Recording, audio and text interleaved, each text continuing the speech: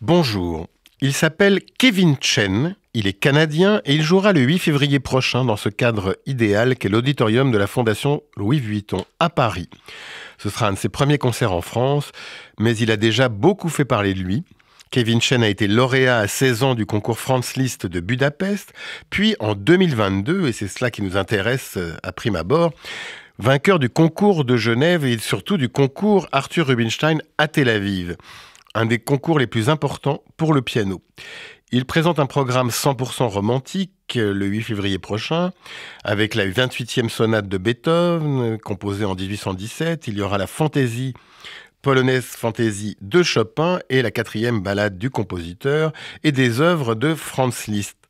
Si je parle aujourd'hui de ce pianiste canadien Kevin Chen, c'est parce que le 19 octobre dernier, il a surpris les spectateurs qui étaient venus l'écouter à Carnegie Hall à New York. Le jeune pianiste de 19 ans a commencé son récital en interprétant au piano la Tikva, en hommage aux victimes des attaques du Hamas perpétrées le 7 octobre dernier. Un moment très émouvant, capturé par une vidéo qu'on peut facilement voir sur YouTube.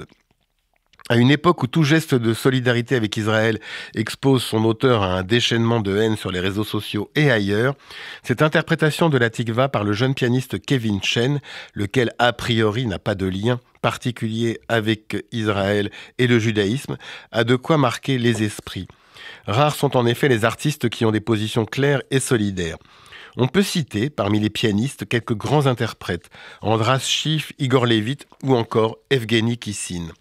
Tous sont des pianistes de premier plan et faisant fi des déluges de haine auxquels ils s'exposent, ils ne craignent pas d'afficher haut et fort ce qu'ils pensent de la barbarie qui a frappé Israël le 7 octobre dernier. Andras Schiff notamment a lui aussi joué la Tikva lors de certains concerts. On se prend à penser que le milieu de la musique classique est peut-être moins décérébré et cruel que d'autres milieux musicaux. Pas de Roger Waters, type Pink Floyd antisémite dans le milieu classique, mais je crains quand même que ces grandes figures, Igor Levit, Andras Schiff, Evgeny Kissin, ne soient un arbre qui cache une forêt assez silencieuse. En tout cas, ces lumières nous servent de repères et on a encore plus de plaisir à écouter leurs concerts ou leurs disques.